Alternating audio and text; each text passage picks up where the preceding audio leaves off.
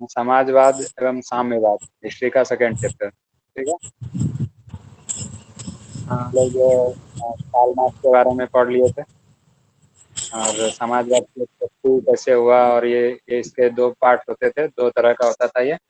तो एक यूटोपियन समाजवादी, दूसरा क्या था, वैज्ञानिक समाजवादी। उसको भी हम लोग देख लेते और फिर कार्ल मार्क्स के बारे में पूरे डिटेल में जाने थे। ठीक। उसके बाद मार्क्स के सिद्धांत को भी हम लोग देख लिए थे।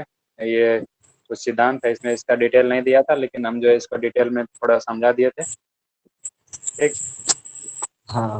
और इसके बाद आता है तुम्हारा अंतर्राष्ट्रीय संघ, ये भी हो गया था। इसमें जो सबसे, इस पेपर का जो सबसे मेन पॉइंट है ना, वो है रूस की क्रांति। रूस की क्रांति के बारे में इसमें जो है डिटेल में पढ़ना, स्पेशली 1917 में जो हुआ था बोल्शेविक क्रांति, उसके बारे में। ठीक। चलो, तो यहाँ से हम लोग शुरू करेंगे 1917 की बोल्शेविक क्रांति से। 1917 है तो ये 20वीं शताब्दी हुई, और 20वीं शताब्दी के इतिहास की एक महत्वपूर्ण घटना रूस की क्रांति थी। इस क्रांति ने सम्राट अथवा जार, वहाँ के सम्राट को जार कहा जाता है, जो के एक तंत्रीय निरंकुश शासन का अंत कर दिया, और मात्र मतलब लोकतंत्र की स्थापना किया, और साथ ही साथ क्या किया, सामाजिक, आर्थिक एवं व्यावसायिक क्षेत्रों में कुलीन पूंजीपतियों एवं जमींदारों की शक्ति का अंत भी किया, रूसी क्रांति की वजह से, खास करके बोल्शेविक क्रांति की वजह से। और मजदूरों और किसानों की सत्ता को स्थापित किया, और यहाँ पर क्या हुआ कि मजदूरों और किसानों के हाथ में शासन आ गया। ठीक। और रूस की बोल्शेविक क्रांति सही मायने में नवंबर 1917 में संपन्न हुई। नवंबर 1917 तक जो है ये पूरी तरह से संपन्न हो चुका था, लास्ट हो चुका था। और इस क्रांति ने एक नई राजनीतिक सामाजिक व्यवस्था, साम्यवाद का आदर्श उपस्थित करने के साथ विश्व में सर्वप्रथम सर्वहारा वर्ग की सत्ता स्थापित करने की स्वीकृति का प्रयास किया। और इसमें क्या हुआ कि सर्वहारा वर्ग का जो है सत्ता इसमें स्थापित किया गया। सर्वहारा मतलब जिसमें कि आम लोग आते थे, जैसे गरीब, किसान, मजदूर, ये सब आते थे, इन लोगों का जो है सत्ता स्थापित हुआ। ठीक। और इस क्रांति के जो है कुछ मेन मेन जो कारण थे उसको हम लोग डिटेल में देखते हैं। उसमें सबसे पहला कारण तुम्हारा हो जाएगा जार की निरंकुशता एवं अयोग्य शासन। 1917 ईस्वी से पूर्व रूस में रोमनोव राजवंश का शासन था, और इस समय रूस के सम्राट को जार कहा जाता था। रूस में एक कठोर राजनीतिक संरचना थी। 19वीं शताब्दी के मध्य तक यूरोप की राजनीतिक संरचना परिवर्तित हो चुकी थी तथा राजतंत्र की शक्ति सीमित की जा चुकी थी। ठीक। मतलब यूरोप में जो है बहुत ज्यादा राष्ट्रवाद जो है आ चुका था, और साथ ही साथ जनतंत्र भी हो चुका था, और अगर भी कहीं राजतंत्र था भी तो वो बहुत लिमिटेड रूप में था, बहुत कम शक्ति रहेगी थी उसके पास। लेकिन फिर भी जो है रूस जो है अपना, रूस का राजतंत्र जो है अपना विशेषाधिकार जो है छोड़ने का तैयार नहीं था अभी तक, क्योंकि यहाँ पर अभी तक क्रांति कोई बड़ी नहीं हुई थी, और उसका होना बहुत जरूरी था, तभी किसी भी एक शासन का अंत होकर दूसरा शासन आएगा। ठीक। तो जार निकोलस द्वितीय, जिसके शासन काल में क्रांति हुई, राजा के दैवीय अधिकारों में विश्वास रखता था। दैवीय अधिकारों का मतलब होता है, उनका मानना था कि राजा जो होते हैं वो देवताओं के द्वारा जो है भेजे गए, उसका मतलब देवताओं का एजेंट है, जो उसको बोल, वो उसके हर बातों को मानना पड़ेगा। अगर यदि लोग देवताओं की बातों को मानते हैं तो उसके बातों को भी मानना पड़ेगा। ठीक। और उसको जो आम लोगों के सुख दुख की कोई चिंता नहीं थी। जो अफसरशाही बनाई थी वो स्थिर, जड़ और अकुशल थी। उसने जो अफसरशाही मतलब व्यवस्था बनाया था, वहाँ पे जो पूरा एडमिनिस्ट्रेशन, प्रशासन के जो लोग थे वो जो है अकुशल थे। क्यों? क्योंकि वो जो है ना योग्यता के आधार पर नहीं किया जाता था उसका नियुक्ति। उसका नियुक्ति जो है वो मतलब जो देखा जाता था कि वो कितना अमीर है, कहाँ के हैं, उसके मतलब पूरे रिलेटिव में, मतलब करप्शन जो है बहुत ज्यादा था। अतः गलत कलाकारों के कारण जार की स्वेच्छाचारिता बढ़ती गई और जनता की स्थिति बद से बदतर होती गई। ठीक है। ये सबसे पहला कारण था। उसके बाद फिर हो गया तुम्हारा कृषकों की दयनीय स्थिति। तो उसमें ज्यादातर जनसंख्या जो है कृषक ही थे, परंतु उनकी स्थिति अत्यंत दयनीय थी। 1861 ईस्वी में जार अलेक्जेंडर द्वितीय के द्वारा जो है कृषि दास्ता समाप्त कर दी गई थी, परंतु इससे किसानों की स्थिति में कोई सुधार नहीं हुआ। कृषि दास्ता का मतलब हुआ कि लोगों को जो है गुलाम बनाकर जो कृषि करवाया जाता था, इस प्रथा को समाप्त कर दिया था 1861 ईस्वी में। किसने? जार अलेक्जेंडर द्वितीय ने। परंतु इसे किसानों की स्थिति में कोई सुधार नहीं हुआ था। इस उनके खेत बहुत छोटे छोटे थे, खेत जो है बहुत ज्यादा छोटे छोटे हो गए थे, जिन पर वे पुराने ढंग से खेती करते थे, जैसे अपने हाथ से कुदाल चलाना, बैल और बैल हल का प्रयोग करना, जैसे मतलब जो बड़े बड़े मशीनी जैसे ट्रैक्टर वगैरह इन सभी चीज़ों का उपयोग नहीं हो रहा था, क्योंकि खेत बहुत छोटे थे। जब खेत बहुत छोटे होंगे तो उसमें ट्रैक्टर वगैरह जो है ज़्यादा उपयोग नहीं कर सकते। उनके पास पूंजी का भी अभाव था तथा कर के बोझ से वे दबे हुए थे, और टैक्स जो है उसके ऊपर बहुत ज़्यादा लगाया जाता था। ऐसे में किसानों के पास क्रांति का अलावा कोई और उपाय नहीं था। एक कृषकों की दयनीय स्थिति के बाद क्या है, दूसरा उसके बाद का कारण है मजदूरों की दयनीय स्थिति। कृषक का तो दयनीय स्थिति था, साथ ही साथ मजदूरों की स्थिति भी ठीक नहीं था। ठीक, उनके उनको अधिक काम करना पड़ता था, परंतु उनकी मजदूरी काफी कम था, जो कि मार्क्स के अनुसार, कार्ल मार्क्स ने बताया था कि वो जो है लोगों को बहुत ज्यादा काम करना पड़ता है, जो कि उसके काम के अवधि को कम करना चाहिए, मतलब 12 घंटे 15 घंटे काम नहीं करवाना है, उससे 8 घंटे से ज्यादा काम नहीं करवा सकते। बट अभी भी रूस में क्या हो रहा था, ये व्यवस्था चली रही थी कि बहुत ज्यादा काम करवाया जाता था और मजदूरी जो उसकी बहुत कम होती थी। ठीक, और उनके साथ दुर्व्यवहार भी किया जाता था, वे अपनी स्थिति से संतुष्ट नहीं थे। जब कोई संतुष्ट नहीं होगा तो वो धीरे धीरे, देखो किसी भी आंदोलन या मूवमेंट का जो कारण होता है, रिवोल्ट का कारण होता है ना, वो सबसे बड़ा कारण होता है उसका संतुष्टि किसी भी चीज के खिलाफ।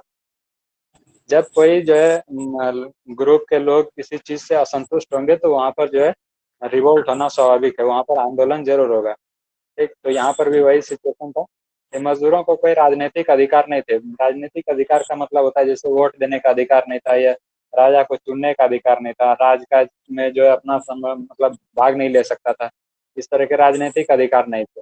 अपनी मांगों के समर्थन में वो हड़ताल भी नहीं कर सकते थे, इतना ज्यादा उस पर रिस्ट्रिक्शन था। मार्क्स के ये सब कि मजदूरों के पास सिवाय अपनी बेड़ियों को खोने के लिए कुछ भी नहीं है।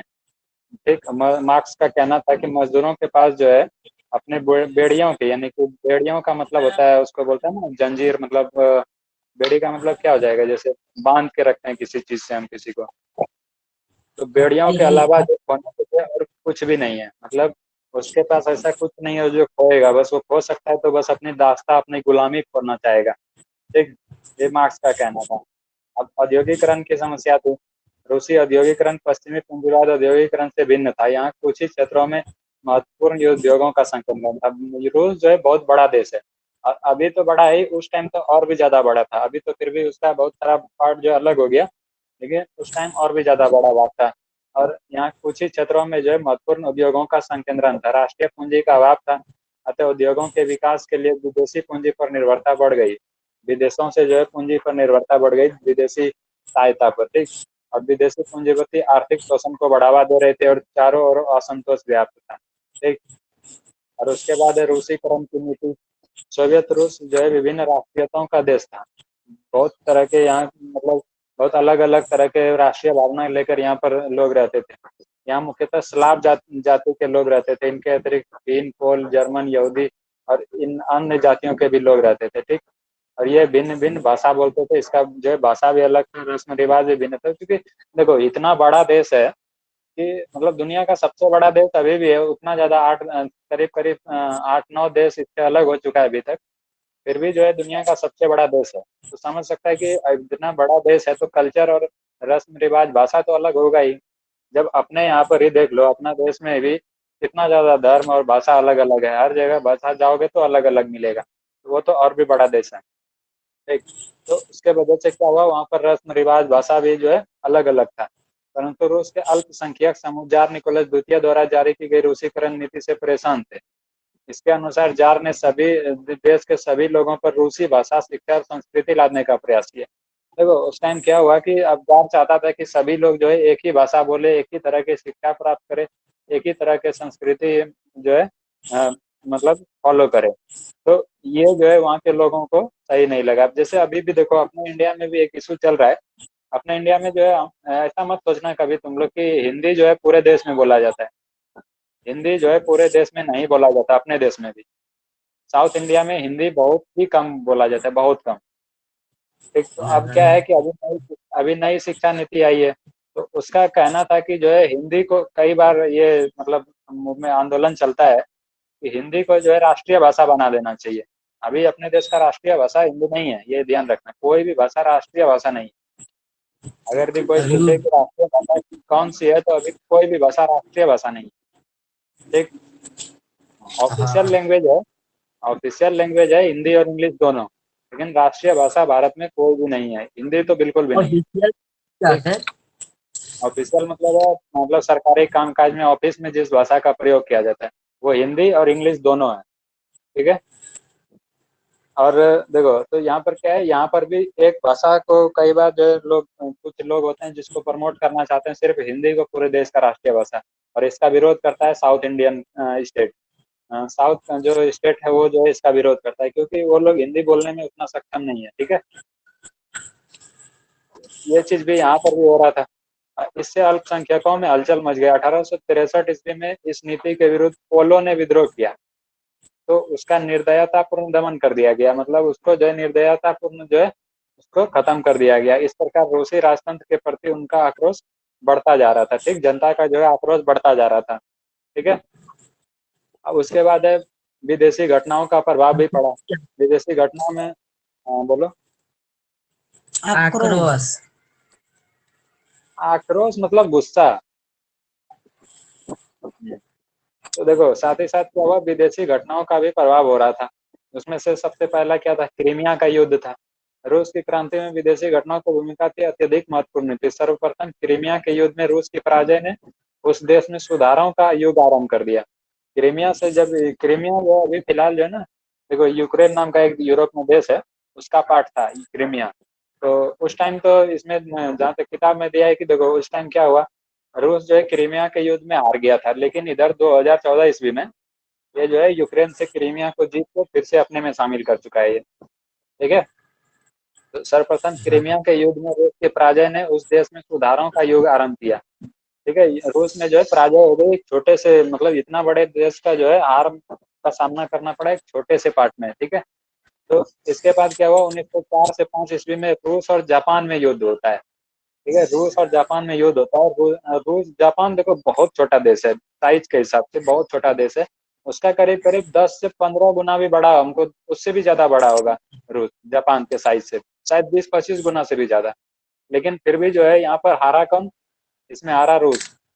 और इसकी वजह से क्या हुआ, रूस में और भी ज्यादा क्रांति होने लगा, और अंततः विश्व युद्ध में बोल्शेविक क्रांति का मार्ग, और फिर 1914 ईस्वी में जो है विश्व युद्ध शुरू हो गया, और उसके बाद फिर बोल्शेविक क्रांति का जो है रास्ता तैयार होने लगा। ठीक है। यहाँ तक क्लियर है। अब जो है ये जापान से जो पराजय हुआ है 1905 में, उसका कारण जो है क्रांति के रूप में आया, जापान से हार गया इतना छोटे से देश है। 1905 के ऐतिहासिक रूस और जापान युद्ध में रूस बुरी तरह पराजित हुआ। इससे पूर्व निरंकुश जारशाही विभिन्न मोर्चों पर अपनी विफलताओं को रूसी जनता से छिपाती रही, लेकिन उसके लिए सुदूर पूर्व की पराजय को जनता से छिपाना मुश्किल था। बचे कुचे पटियाल सैनिक जब वापस लौटे तो सारा देश स्तब्ध था, और बहुत, और साथ ही साथ क्या हुआ, महानता का भ्रम टूट चुका था। रूस एशिया के छोटे से देश से पराजित हुआ था, बहुत ही छोटा देश है उसके कंपैरिजन में। वस्तुतः इस पराजय के कारण 1905 में रूस में क्रांति हो गई, और इस जब ये हार के आया वहां से, तो फिर रूस में इसके वजह से भी क्रांति हो गया। कब, 1905 में। बोल्शेविक क्रांति कब हुआ था, 1917 में हुआ था। ठीक है। तो 1917 की बोल्शेविक क्रांति का शुरुआत अगर देखा जाए तो कहीं ना कहीं 1905 का भी कारण था। ठीक है। यहाँ तक क्लियर। हाँ, हाँ। अब 9 जनवरी 1905 को लोगों का समूह रोटी दो के नारों के साथ सड़कों पर प्रदर्शन करते हुए सेंट पीटर्सबर्ग स्थित महल की ओर जा रहा था। जो है 9 जनवरी 1905 को लोगों का समूह जो नारा कौन सा लगा था, रोटी दो का नारा लगा रहे थे, मतलब इंग्लिश में बोल रहा है वो लोग। ठीक है। इंग्लिश या अपने भाषा में, रशियन भाषा में बोल रहा होगा। के साथ सड़कों पर प्रदर्शन करते हुए सेंट पीटर्सबर्ग एक जगह है रूस में ही अभी भी, तो उसके वहां पर महल था, राजमहल था, वो उधर जा रहा था। परंतु जार की सेना ने इस निहत्थे लोगों पर गोलियां बरसा दी। जार यानी कि शासक का जो सेना था, उसने क्या किया, इन निहत्थे लोगों पर गोलियां बरसाई, जिसमें हजारों लोग मारे गए। इसलिए 22 जनवरी, पुराने कैलेंडर के अनुसार 9 जनवरी था, लेकिन नए कैलेंडर जो अभी रूस में चलता है उसके अनुसार क्या था, 22 जनवरी था। 22 जनवरी को खूनी रविवार या लाल रविवार के नाम से भी जाना जाता है। ये लाइन को याद रखना, क्वेश्चन पूछता है इससे। ठीक। पुराने कैलेंडर के अनुसार जो है 9 जनवरी था, लेकिन नए कैलेंडर के अनुसार 22 जनवरी था। इस नरसंहार की खबर सुनकर पूरे रूस में सनसनी फैल गई और इस क्रांति में व्यापक किसानों की व्यापक भागीदारी हुई, और अंत में सरकार झुक गई। ठीक है। तथा 1905 ईस्वी में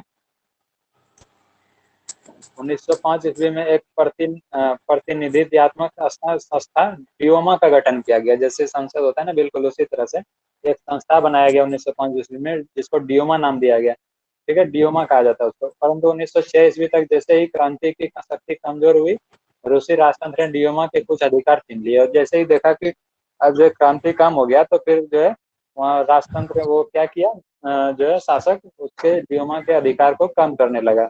जब लेकिन 1905 ईस्वी की क्रांति विफल रही, और फिर क्या हुआ, मतलब 1905 में जो क्रांति हुई थी वो सफल नहीं हो सकी। ठीक है, परंतु भीतर भीतर मतलब ये सब चलते रहा, और 1917 ईस्वी में एक महान क्रांति के रूप में प्रकट हुई। और फिर ये जो गुस्सा था वो धीरे धीरे बढ़ता गया, और 1917 ईस्वी में वो एक महान क्रांति के रूप में आगे आया।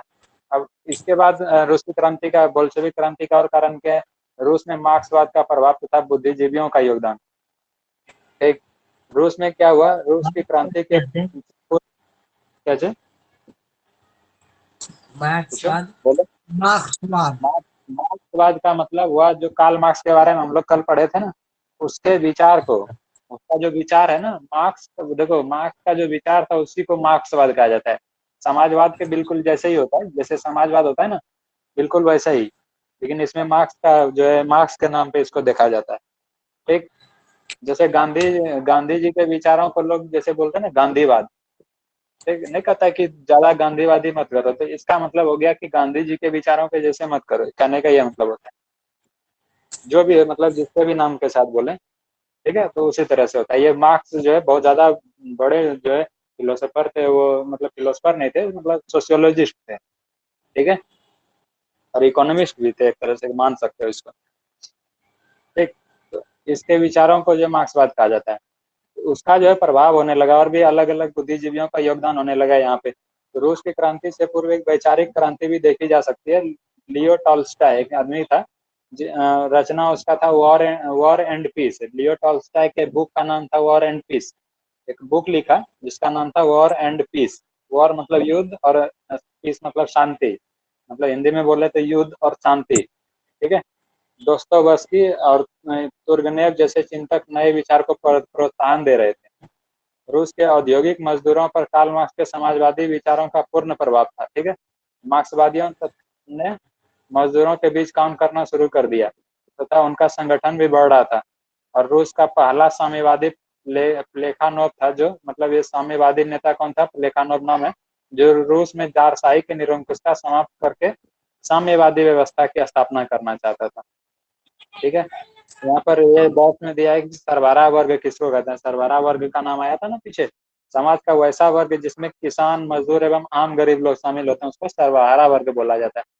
ठीक, और उसने 1800, अब क्या क्या, ये प्लेखानोव जो था वो साम्यवादी विचार का था, वो जो 1898 ईस्वी में रशियन सोशल डेमोक्रेटिक पार्टी की स्थापना किया, और यह साम्यवादी दल का पूर्ववर्ती था। शीघ्र ही 1903 ईस्वी में साधन एवं अनुशासन के मुद्दे पर पार्टी में फूट पड़ गई, और इसके परिणाम स्वरूप बहुमत दल वाला बोल्शेविक कहलाया। जो जिसका बहुमत आया 1903 के मुद्दे पर पार्टी में, जब ये मतलब फूट पड़ गई, अलग हो गया, ये पार्टी जो है रशियन सोशल डेमोक्रेटिक पार्टी जो था, ये दो पार्ट में बट गया। और उसमें जो मतलब बहुमत वाला था, जिसका कि जो है जनसंख्या, मतलब जिसका वोट ज्यादा था, उसको बोल्शेविक बोला गया। ठीक है, और अल्पमत वाला दल को मेंशेविक बोला गया। मेंशेविक जो है मध्यम वर्गीय क्रांति के पक्षधर थे, और बोल्शेविक जो है सर्वहारा क्रांति के पक्षधर थे। ठीक, मध्यम वर्गीय मतलब हो गया जैसे आते हैं ना, टीचर हो गया, डॉक्टर हो गया, ये सब जिसमें आते हैं। और सर्वहारा में आ गया तुम्हारा किसान, मजदूर, आम गरीब लोग, ये सब। ठीक, ठीक, इसके अतिरिक्त क्या हुआ, 1901 ईस्वी में सोशलिस्ट रिवोल्यूशनरी पार्टी का गठन हुआ, जो किसानों की मांगों को उठाती थी। इस प्रकार मार्क्सवादी विचारधारा से प्रभावित मजदूरों एवं किसानों के संगठन रूस की क्रांति का एक महान कारण साबित हुआ। ठीक, अब उसके बाद तात्कालिक कारण क्या था? ये सब तो हो गया कि मतलब बहुत पहले का इफेक्ट आ रहा था धीरे धीरे वहाँ के लोगों में, लेकिन हर एक काम, मतलब काम का जो है तात्कालिक कारण होता है। तात्कालिक कारण का मतलब होता है एकदम लेटेस्ट, जो तुरंत हुआ हो कुछ ऐसा। तो वो कारण था प्रथम विश्व युद्ध में रूस की पराजय। जब 1914 से 1918 के बीच में जब प्रथम विश्व युद्ध चल रहा था, उस टाइम क्या हुआ कि इसमें रूस की पराजय हो गई, मतलब हार गया। ठीक है, प्रथम विश्व युद्ध 1914 से 18 ईस्वी तक चला, और इस युद्ध में रूस भी मित्र राष्ट्रों की ओर से शामिल हुआ। इसमें दो ग्रुप थे, एक मित्र राष्ट्र था और एक दूरी राष्ट्र था। ठीक है, इसमें जो है मित्र राष्ट्र की ओर से शामिल हुआ था जो है रूस। और इस युद्ध में सम्मिलित होने का एकमात्र उद्देश्य था कि रूसी जनता के आंतरिक असंतोष भूलकर बाहरी मामलों में उलझ जाना।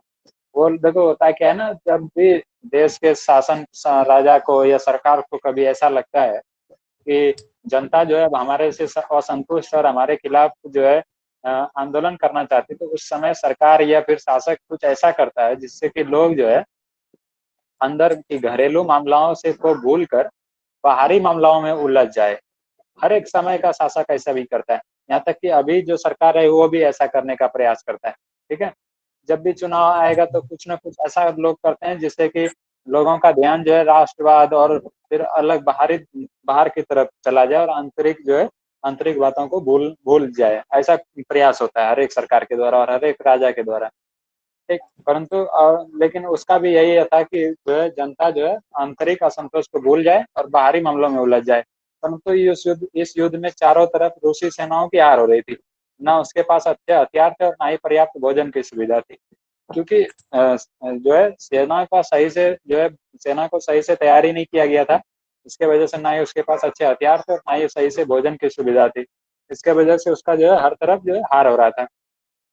एक युद्ध के मध्य जार निकोलस द्वितीय ने सेना का कमान अपने हाथों में ले लिया, और फिर परिणाम स्वरूप दरबार खाली हो गया। ठीक है, जब राजा खुद चला गया युद्ध का मतलब युद्ध संभालने के लिए, तो जो है राज दरबार खाली हो गया, तथा उसकी अनुपस्थिति में जरीना, निकोलस जार द्वितीय की पत्नी जरीना नाम था, और उसके तथा कथित गुरु रासपुटिन, रासपुटिन जो एक पादरी था, मतलब जैसे अपने यहाँ पर होता है ना पंडित, उसी तरीके से इसको षड्यंत्र करने का मौका मिल गया, जिसके कारण राजतंत्र की प्रतिष्ठा और भी गिर गई।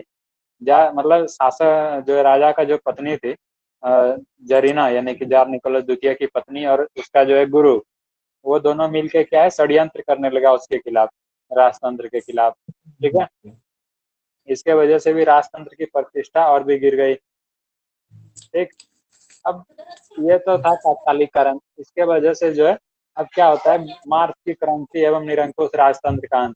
अब ये सब कारण के वजह से और उस तत्कालिक ये प्रथम विश्व युद्ध में पराजय का जो तत्कालिक कारण की वजह से क्या हुआ, मार्च की क्रांति होती है और निरंकुश राजतंत्र का अंत होगा।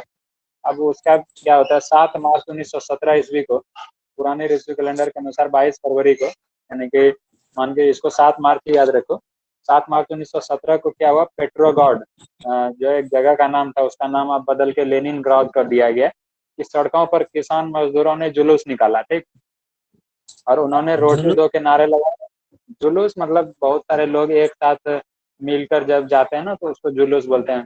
ठीक, एक साथ जैसे हाँ। मतलब आंदोलन करने के लिए एक साथ बहुत सारे लोग सड़क पर निकल आए। ठीक, उन्होंने रोटी दो के नारे लगाए।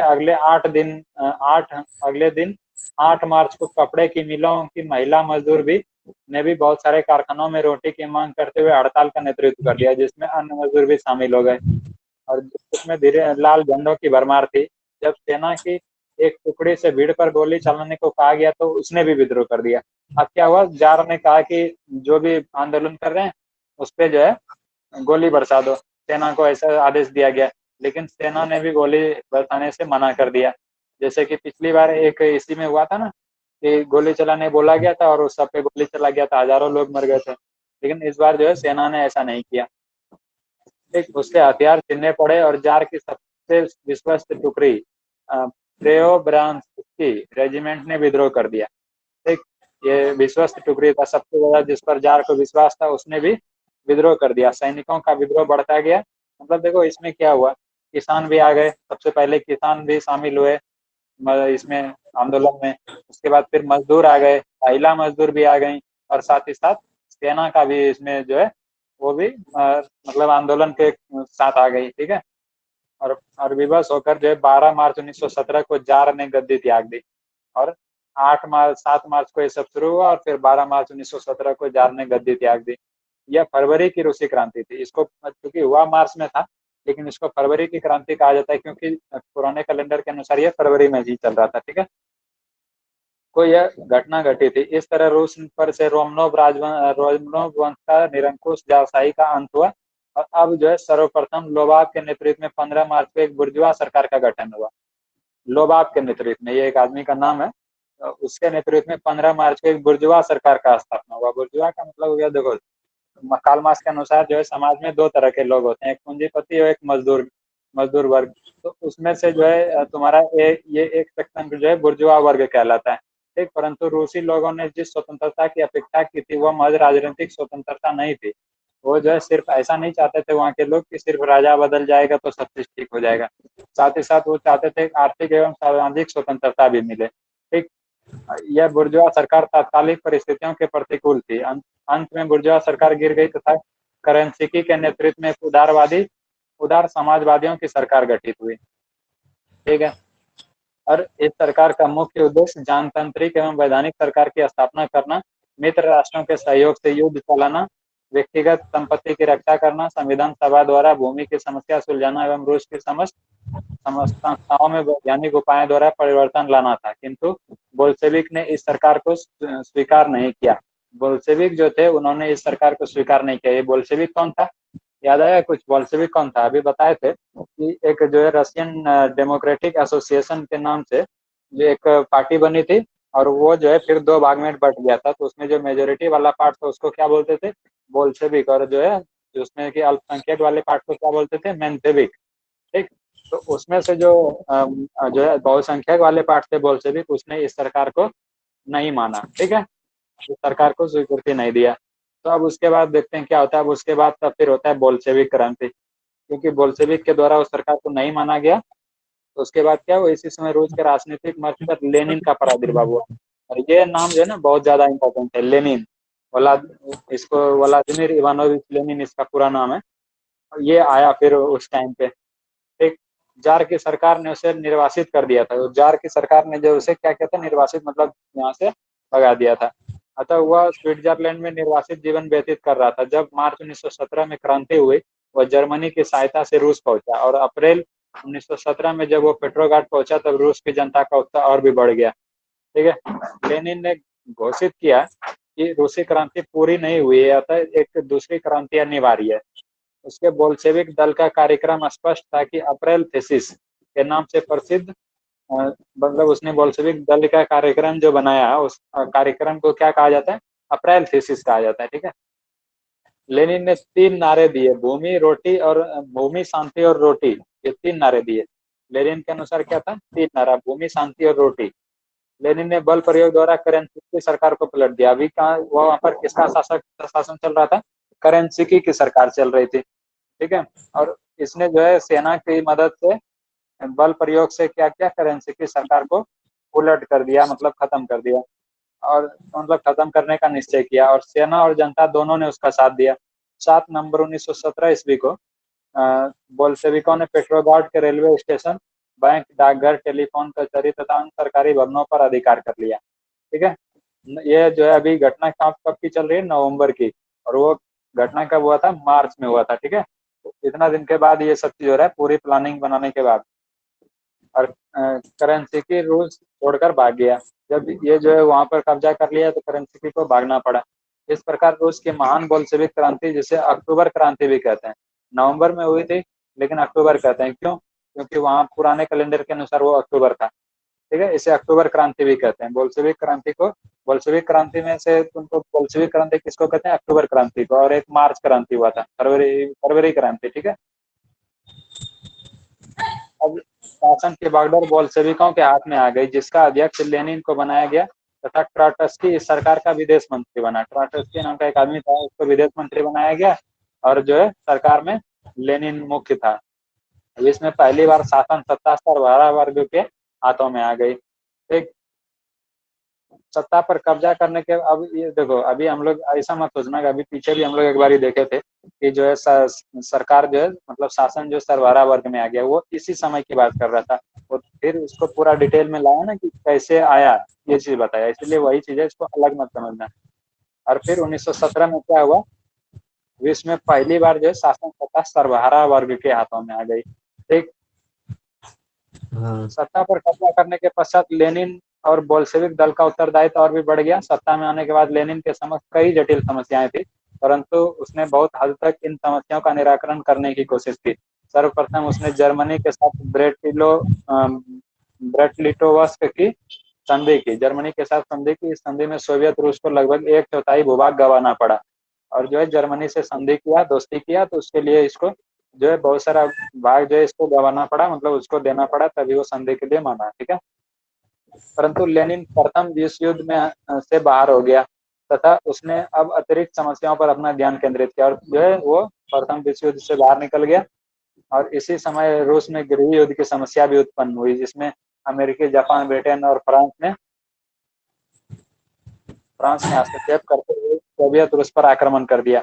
अब इन लोगों ने क्या किया, रूस पर सोवियत रूस उसी को कहा जाता है, रूस को ही सोवियत रूस कहा जाता है। ठीक है। उस पर आक्रमण कर दिया, परंतु लेनिन ने साहसपूर्वक इन विरोधियों का सामना किया। ट्राटस्की के नेतृत्व में एक विशाल लाल सेना गठित की गई। ये लाल सेना किसके नेतृत्व में गठित की गई? ट्राटस्की के नेतृत्व में। ठीक। और ये लाल की सन गई कहता है। लाल सेना उसका नाम रखा गया, कोई एक सेना बनाया, उसका नाम रखा गया हाँ लाल सेना। ठीक। सफलतापूर्वक विदेशी हमलों का, इसका उद्देश्य क्या था लाल सेना का? वो विदेशी हमलों से उसको बचाना था, विदेशी हमलों से लड़ना था इसका काम। दूसरी तरफ आंतरिक विद्रोहों को दबाने के लिए चेका नामक गुप्त पुलिस संस्था का गठन किया। चेका नाम का एक गुप्त पुलिस संगठन बनाया। ठीक है। और यह अचानक छापा मारकर विद्रोहियों को गिरफ्तार कर लेती थी। इस तरह लेनिन आंतरिक विद्रोह को दबाने में सफल रहा। एक लेनिन ने एक शक्तिशाली केंद्रीय सत्ता की स्थापना की। सन 1918 ईस्वी में विश्व का पहला समाजवादी शासन स्थापित करने वाला देश रूस अपना का नया संविधान बनाया गया। ठीक है।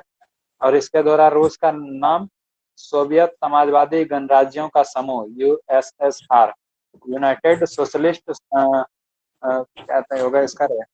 यूनाइटेड जो हो जाएगा तुम्हारा, देखो, यूनाइटेड सोशलिस्ट और फिर ये रिपब्लिक का में। ठीक। ये हिंदी में याद रखो, सोवियत समाजवादी गणराज्यों का समूह इसका नाम रखा गया, के रूप में परिवर्तित किया गया। लेनिन ने नए राज्य में प्रतिनिधि सरकार की व्यवस्था की। राजनीतिक संगठन के सबसे निचले स्तर पर सोवियत नामक संस्था की संपत्तियां बनाई गई। ठीक। और सभी सोवियतों के सदस्यों को मिलाकर एक राष्ट्रीय कांग्रेस का गठन किया गया, जिसकी कार्यकारिणी एवं केंद्रीय समिति को सौंपा गया। लेनिन इस समिति का अध्यक्ष था। मंत्रिमंडल के सदस्यों को चुनाव भी इसी समिति के द्वारा होना था। क्या बोला? कार्यकारिणी कार्यकारिणी समिति मतलब पूरा जो है ना एक मतलब संगठन बनाया गया, जिसका काम था, मतलब होता है ना, जैसे देखो सरकार में ना तीन तरह के काम होता है। एक होता है कि कानून बनाना, एक होता है कानून को लागू करना, और एक होता है कानून लागू हो रहा है या नहीं ये जांच करना। तो जो कानून लागू करने वाला जो काम होता है ना, उसको कहते हैं कार्यकारिणी या एग्जीक्यूटिव। ठीक है। एक होता है हाँ लेजिस्लेटिव, एक तो एग्जीक्यूटिव और एक जुडिशियरी। ये इसको हिंदी में बोलते हैं, तुम्हारा हो जाएगा ये, अरे लेजिस्लेटिव का मतलब हो गया, एग्जीक्यूटिव मतलब कार्यकारिणी, और लेजिस्लेटिव मतलब कानून बनाने वाली संस्था को कहते हैं। ठीक है। लेनिन इस समिति का अध्यक्ष बना, और फिर सदस्यों का चुनाव भी इसी समिति के द्वारा होना निश्चित हुआ। ठीक है। लेनिन के नए संविधान के द्वारा 18 वर्ष से अधिक उम्र वाले वैसे सभी नागरिकों को मताधिकार प्रदान किया जो उत्पादक श्रम द्वारा अपनी आजीविका चलाते हैं। मतलब सिर्फ किसको दिया? जो उत्पादक श्रम द्वारा अपनी आजीविका चलाते हैं, उन्हीं लोगों को वोटिंग का अधिकार दिया। ठीक। इस तरह काम करने और इस तरह से काम करने के अधिकार को संवैधानिक अधिकार बना दिया। ठीक। मतलब संविधान में लिखा गया कि ये जो अधिकार इसका है, तो उसको संवैधानिक अधिकार बोलेंगे। उत्पादन के साधनों पर निजी स्वामित्व समाप्त कर दिया गया, और उद्योगों पर मजदूरों का नियंत्रण स्थापित किया गया। ठीक। कार्ल मार्क्स के अनुसार भी तो यही होना चाहिए था, वो भी तो यही चाहता था। ठीक है। बैंकों में बड़े बड़े उद्योगों, जल परिवहन, रेलवे का राष्ट्रीयकरण किया गया। राष्ट्रीयकरण मतलब इसका जो है सबका जो है स्वामित्व सरकार के हाथ में दिया गया, समाज के हाथ में दिया गया। शिक्षा पर चर्च से अधिकार समाप्त कर उसका भी राष्ट्रीयकरण कर दिया गया। चर्च मतलब जैसे अपने यहाँ पर मंदिर होता है ना, बिल्कुल उसी तरीके से होता है, धार्मिक संस्था होती है ये। और पहले जो है शिक्षा पर किसका अधिकार था? चर्च का अधिकार था। अब जो है सरकार का अधिकार में आ गया। ठीक। और इस तरह लेनिन ने शासन के नियमों में परिवर्तन करते करके साथ ही बोल्शेविक दल का नाम बदलकर साम्यवादी दल कर दिया। और लाल रंग के झंडे पर हंसुए और हथौड़े को सुशोभित कर देश का राष्ट्रीय झंडा तैयार किया। उसके बाद यह झंडा साम्यवाद का प्रतीक बन गया। ठीक। साम्यवाद और हाँ समाजवाद में कंफ्यूजन हो रहा है अगर, तो मतलब ये है, देखो थोड़ा सा उसमें बहुत ज्यादा डिफरेंस नहीं है। थोड़ा सा डिफरेंस ये है कि बस इतना ही है कि वो जो है ना, समाजवाद में पूरी तरह से कहने का मतलब होता है कि वो तुम्हारा हो जाएगा, कह सकते हो कि समाज के हाथ में उसका पूरा आ जाएगा, उसका सिस्टम, मतलब पूरा क्या बोलते हो उसको, उत्पादन के साधनों का नियंत्रण। और साम्यवाद भी बिल्कुल वैसा ही है, बस चूंकि ये लेनिन के द्वारा तैयार किया था, और वो जो है उसका क्या था, कार्ल मार्क्स का क्या मानना था, पहले समाजवाद आएगा और उसके बाद फिर साम्यवाद आएगा। ठीक है, मतलब पूरी तरह से जो है वर्ग जो है खत्म हो जाएंगे, एक दो वर्ग नहीं पाया जाएगा। समाजवाद में क्या होगा, वर्ग तो पाया ही जाएगा, भले ही उत्पादन के साधनों का जो है, मतलब क्या हो जाएगा, उत्पादन के साधनों का नियंत्रण किसके हाथ में रहेगा, समाज सर, मतलब पूरे एक समाज के हाथ में रहेगा, लेकिन फिर भी वर्ग तो बन ही जाएगा थोड़ा सा। उसका जो है अगला प्रोसेस होगा कि क्लास जो है, वर्ग जो है पूरी तरह से खत्म हो जाएगा, तब साम्यवाद का स्थापना होगा। और ये वो तो कार्ल मार्क्स जैसा कहीं पर स्थापना तो नहीं कर पाया, लेकिन उसका ये सिर्फ सिद्धांत था, और लेनिन ने इसको साबित किया। ठीक है, लेनिन साम्यवाद की स्थापना करने में सफल होता है। अब लेनिन के समक्ष एक अन्य समस्या भी भूमि पुनर्वितरण की थी। मतलब भूमि का जो है स्वामित्व जो है बहुत कम लोगों के हाथ में ज्यादातर भूमि था, तो उसको जो है सभी लोगों में बांटने का प्रयास करना था, पुनर्वितरण का। उसने एक आदेश जारी किया जिसके तहत बड़े भूस्वामियों की भूमि किसानों के बीच पुनर्वितरित किया गया। भारत में भी जब आजादी मिला तो सबसे पहला काम यही किया गया कि जो भी जमींदारों के पास, बड़े बड़े जमींदारों के पास ज्यादा जमीन था, उसको बांटने का प्रयास किया गया। एक और फिक्स किया गया कि कोई भी आदमी जो है, एक आदमी बहुत ज्यादा जमीन नहीं रख सकता, एक लिमिट रखा गया। एक हालांकि किसानों ने भूमि पर हमले से पहले ही कब्जा जमा रखा था। ठीक है, यहाँ पर क्या हुआ कि किसानों ने पहले ही कब्जा कर लिया था इस पे, और इस द्वारा आधे लेनिन के ने सिर्फ उसे वैधता प्रदान की, और फिर लेनिन ने जब इस पे एक कानून बनाया, आदेश जारी किया, तो उससे सिर्फ कानूनी रूप से वो सही माना गया। लेनिन के इस कदम की आलोचना हुई क्योंकि समाजवादी अर्थव्यवस्था में भूमि पर राज का नियंत्रण होता है। माना जाता है कि देखो समाजवादी व्यवस्था में क्या होना चाहिए, उत्पादन के सभी साधनों पर राज का नियंत्रण होना चाहिए।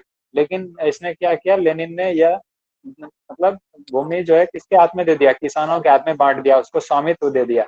इसलिए इसका जो है आलोचना होता है, मतलब इसको ये चीज गलत माना जाता है इसका। ठीक है, लेकिन लेनिन ने यह जवाब दिया कि किसान बहुमत में थे जबकि बोल्शेविक दल अल्पमत में था। ठीक।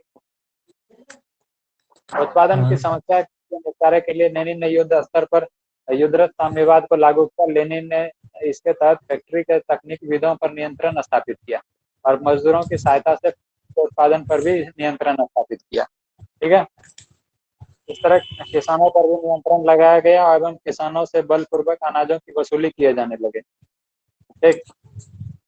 फैक्ट्री में श्रमिक हड़ताल पर कड़ाई से प्रतिबंध लगाया गया, परंतु युद्धरत साम्यवाद के विरुद्ध रूस में भयंकर प्रतिक्रिया हुई। जबरदस्ती वसूली के भय से किसानों ने अपना अनाज जलाना शुरू कर दिया।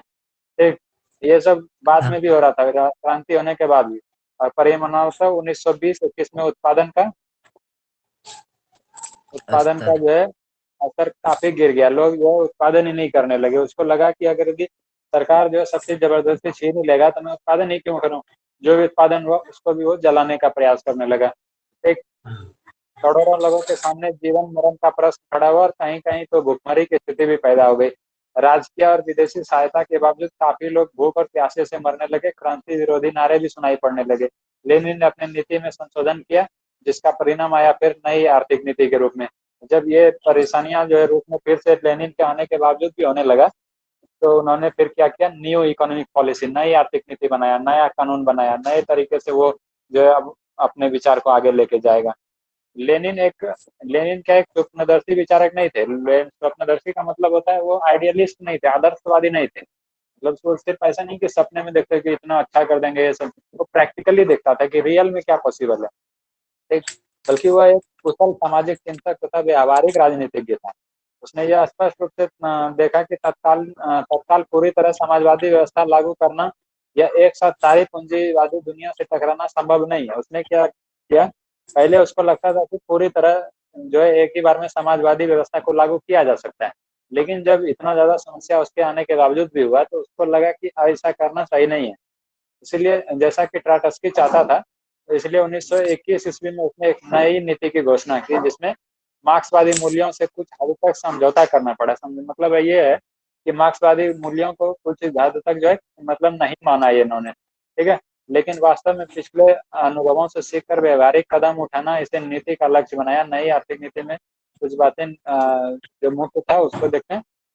आर्थिक नीति में इम्पोर्टेंट बात क्या था, किसानों से अनाज ले लेने के स्थान पर एक निश्चित कर लगाया गया, टैक्स लगाया गया। ऐसा नहीं हुआ कि उससे अनाज ही नहीं छीना गया, ठीक।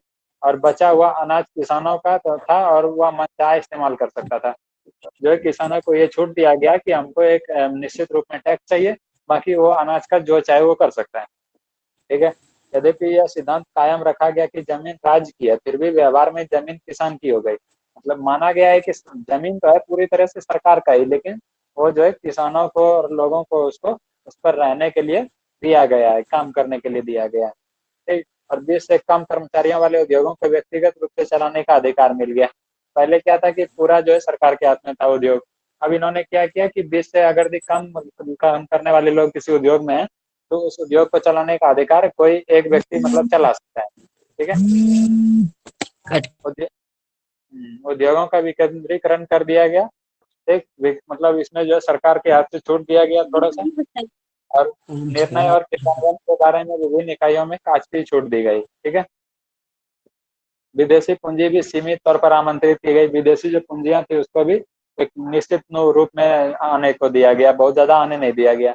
एक व्यक्तिगत संपत्ति और जीवन की बीमा भी राजकीय एजेंसी द्वारा शुरू किया गया।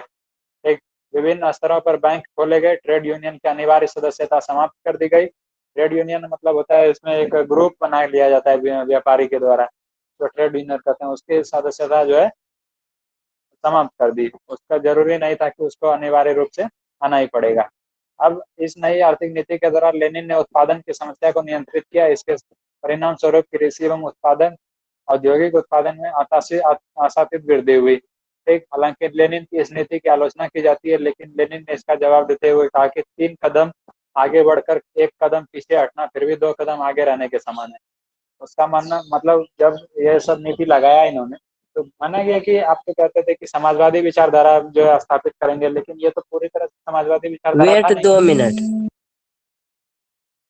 कौन है, कॉल कट करो।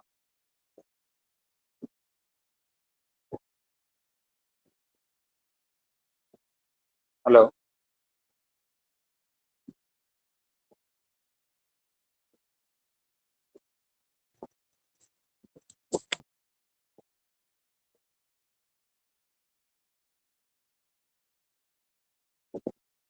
ठीक है, यहाँ हम लोग थे ना, रूसी क्रांति के इसके पहले थे, ये सब हो गया था, हाँ। ठीक है।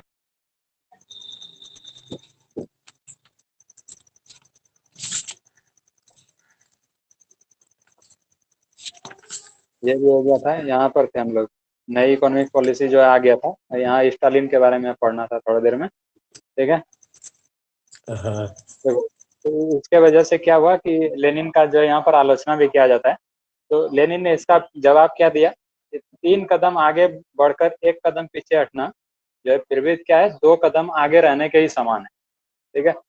अगर भी मान के चलिए इसने क्या किया कि सोचा कि साम्यवादी विचारधारा स्थापित किया जाए, समाजवादी व्यवस्था लगाया जाए, लेकिन क्या हुआ कि इसमें उसको लगा कि अभी जो है ये तुरंत एक साथ करना सही नहीं है, तो धीरे धीरे एक प्रोसेस के थ्रू करना चाहता था। इसके वजह से क्या हुआ, जैसे ही देखा कि इसके वजह से समस्याएं होने लगी, वो फिर से थोड़ा सा पीछे आ गया।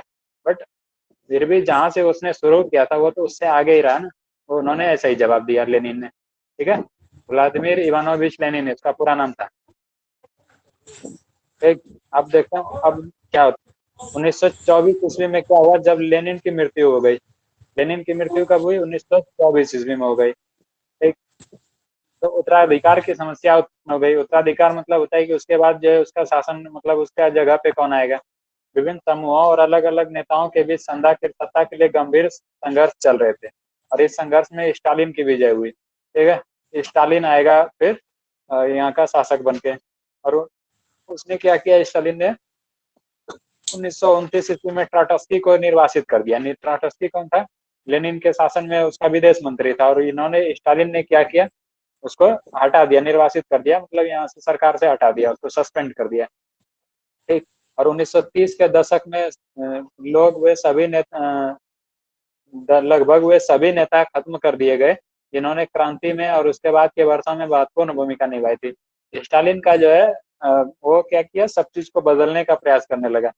राजनीतिक लोकतंत्र तथा भाषण और प्रेस की स्वतंत्रता नष्ट हो गई। स्टालिन ने क्या किया कि राजनीतिक लोकतंत्र को जो है खत्म करने का प्रयास करने लगा। जो भाषण या लोगों को बोलने का और प्रेस की जो स्वतंत्रता, यानी मीडिया लोग जो भी कुछ भी नहीं बोल सकता था, उसकी स्वतंत्रता खत्म होने लगी। पार्टी के अंदर भी मतभेद होने को बर्दाश्त नहीं किया जाता था। ये मतलब कह सकते हैं एक ना, ये एक तरह से तानाशाही की तरफ बढ़ने लगा स्टालिन। ठीक, तानाशाही शासक बनते जा रहा था। और स्टालिन कम्युनिस्ट पार्टी का महासचिव था और 1953 ईस्वी में उसकी मृत्यु तक तानाशाही व्यवहार करता रहा। जो है 1953 में उसकी मृत्यु हुई, लेकिन जो जब से सरकार में आया तब से जो वो तानाशाही तरीके से चलने लगा। तानाशाही का मतलब होता है वो तानाशाही का मतलब होता है वो किसी मतलब वो अपनी मर्जी से वो जो चाहे कर सकता है। अगर यदि कोई भी उसके विरोध में खड़ा होगा तो वो उसे हटा देगा, उसे खत्म कर सकता है।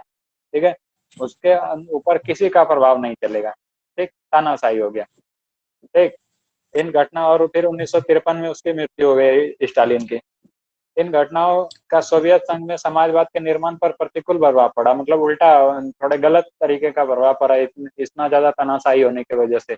और इसमें ऐसी व्यवस्था उभरी जो मार्क्सवाद और क्रांति के मानवतावादी आदर्शवादों के विपरीत थी, आदर्शों के विपरीत थी। स्वतंत्रता के सीमित हो जाने के कारण कला और साहित्य के विकास में भी विपरीत प्रभाव पड़ा।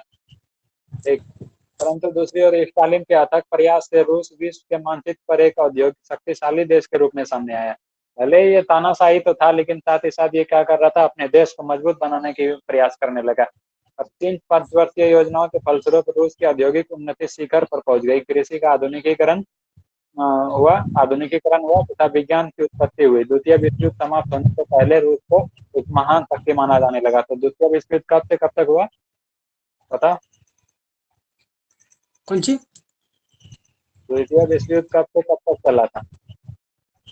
1939 उन्नीस सौ 1945। उनचालीस से 1939 से 1945 ईस्वी तक द्वितीय विश्व युद्ध चला। ठीक है, तो उस पे जापान के हिरोशिमा और नागासाकी पे जो है एटम बम गिराया गया, तो उसके बाद फिर द्वितीय विश्व का अंत हो गया। ठीक है, अब उसके बाद क्या हुआ, युद्ध जो है महान शक्ति माने जाने लगा द्वितीय विश्व के समाप्त होने तक। और युद्ध काल के सम्मेलनों में रूजवेल्ट और चर्चिल के साथ स्टालिन भी भाग लेता था।